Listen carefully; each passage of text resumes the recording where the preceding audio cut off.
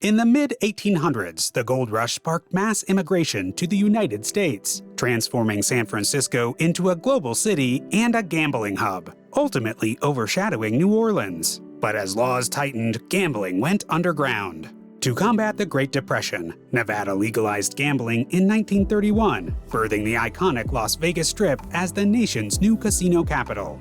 More than a century and a half after the gold rush, the legalization of online gambling and interactive gaming in the U.S. has set the stage for another transformative era. The world's largest entertainment industry is being born, and it all began in Las Vegas. In the prehistoric past, the Las Vegas Valley was a marshy landscape with flowing water and lush vegetation. Over time, the rivers receded underground, turning the area into a dry and arid desert. In the valley's more recent geological history, water resurfaced and flowed into what is now the Colorado River, creating a vibrant oasis in the Mojave Desert. Evidence of prehistoric life, including Columbian mammoths and western camels, has been found at the Tule Springs Fossil Beds National Monument. Native Americans, specifically the Paiutes, have a history in the Las Vegas Valley dating back over 10,000 years. They migrated seasonally, spending winters in the valley near Big Springs.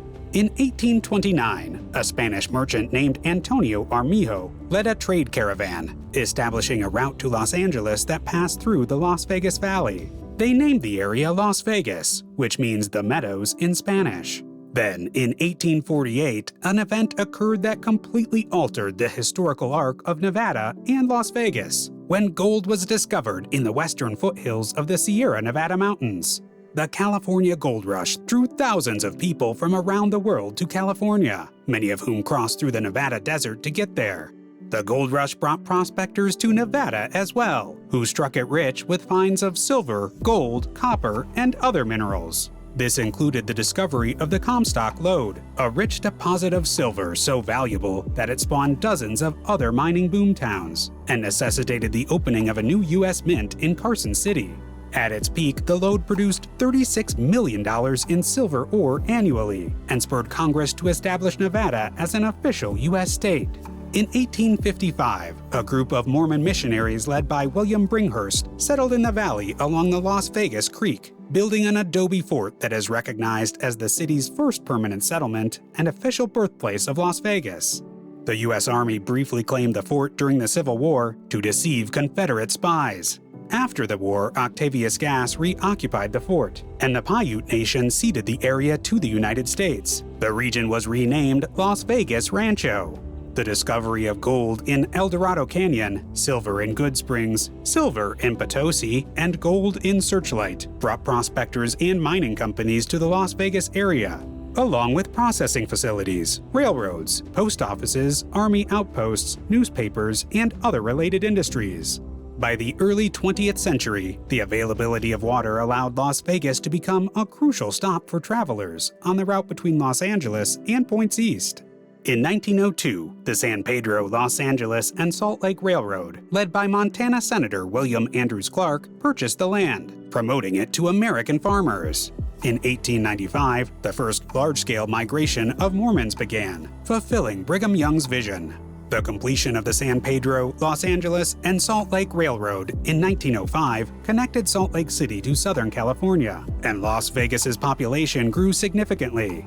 The city was officially founded in 1905, and the residents elected Peter Buell as their first mayor. In 1910, Nevada outlawed gambling, making it the last Western state to do so. Nonetheless, the city had a diverse economy and a thriving business community until 1917, when the Las Vegas and Tonopah Railroad declared bankruptcy. In 1930, President Herbert Hoover signed the bill funding construction of the Boulder Dam, later named the Hoover Dam. This brought a surge of people to Las Vegas, including construction workers for the dam. Realizing the potential for profit, Nevada legalized gambling in 1931. The Northern Club received the first gambling license, marking the beginning of Las Vegas as a gaming hub. In 1935, when the Hoover Dam was completed, Las Vegas experienced a resurgence. The city became electrified, earning the nickname Glitter Gulch due to its bright lights powered by the dam. By 1940, with the extension of U.S. Route 95 and the growth of radio stations like KENO, Las Vegas was on the path to becoming the entertainment capital we know today. In the early 1940s, Las Vegas experienced significant developments spurred by military expansion during World War II. The U.S. Army established a gunnery school in the city, which later became Nellis Air Force Base. In 1942, the Army pressured Las Vegas to outlaw legal prostitution, shutting down the local red light district known as Block 16. On April 3, 1941, the El Rancho Vegas opened, marking the birth of what would become the famous Las Vegas Strip. It gained fame for its gourmet buffet, which would be the first of many. In 1942, the Hotel Last Frontier was established on the site of Paradise nightclub, followed by more resorts on and around Fremont Street.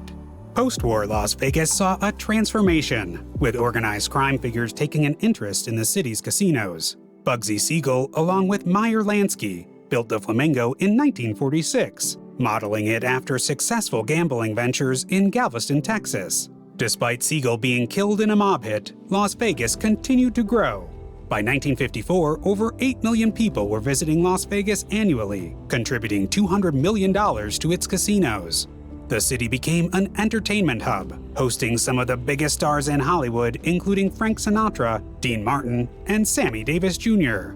In 1950, the Kefauver hearings held in Las Vegas shed light on the connections between organized crime and the city's casinos. The hearings revealed that organized crime had substantial influence over the city and its casinos, but the proposal for federal gambling control was defeated in the Senate. During this time, Las Vegas capitalized on atomic testing as a tourist attraction, even serving atomic cocktails for viewing the mushroom clouds. The city was playfully nicknamed the Atomic City.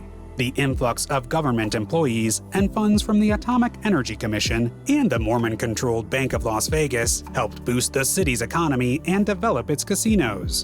In 1956, Howard Hughes, a prominent figure in American aviation and business, moved to Las Vegas, purchasing hotels and real estate. His presence significantly shaped the city's image and future. Las Vegas, like many American cities, faced the challenge of racial segregation in the 20th century. Black and Hispanic Americans were limited in employment opportunities and barred from white-owned entertainment venues. Businesses owned by or serving non-whites were primarily confined to the west side of the city. The organized crime-owned businesses made attempts to desegregate, with the Moulin Rouge as a notable example in 1955. Frank Sinatra and the Rat Pack played a significant role in pushing for desegregation by refusing to perform at segregated venues. The NAACP also threatened protests, which led to a citywide casino desegregation, starting with employees. Organized crime figures, sympathetic to the plight of non-whites due to their own experiences with discrimination, also influenced the push for racial integration. Mayor Orrin Gregson worked on infrastructure improvements for minority neighborhoods and championed the Paiute tribe's rights.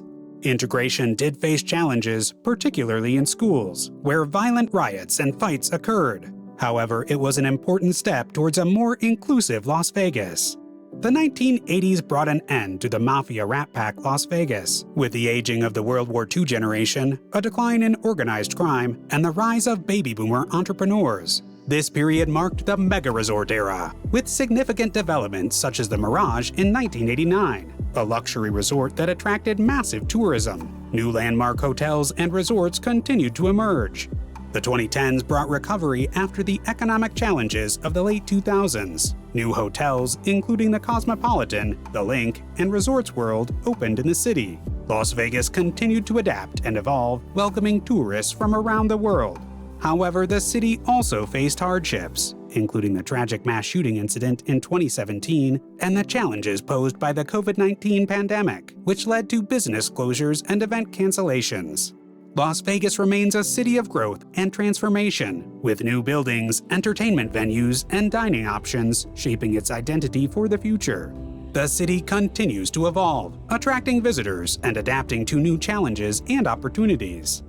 And that is a glimpse into the captivating history of Las Vegas, from its humble beginnings as a gold rush town to the dazzling entertainment capital we know today. If you enjoyed this journey through time, don't forget to give us a thumbs up, subscribe, and ring that notification bell to stay up to date with more exciting stories and history right here on our channel. Have questions or want to share your thoughts about Las Vegas's incredible transformation? Drop a comment below. We'd love to hear from you.